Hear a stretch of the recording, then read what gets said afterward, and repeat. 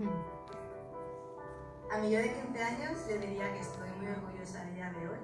que ha hecho un buen trabajo, que siga siendo como es y que se muestre con todo el mundo como es, y que no le guste, pues es lo que hay. Pues seguramente que no tengas vergüenza, que la diferencia en verdad te hace ser muchísimo más rico que el resto de la sociedad que no la tiene,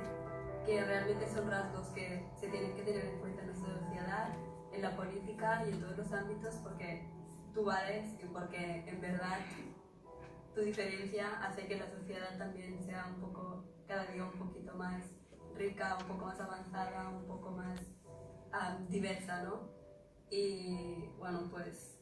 tú tranquila, y en verdad los 15 años se pasan y después las cosas mejoran mucho.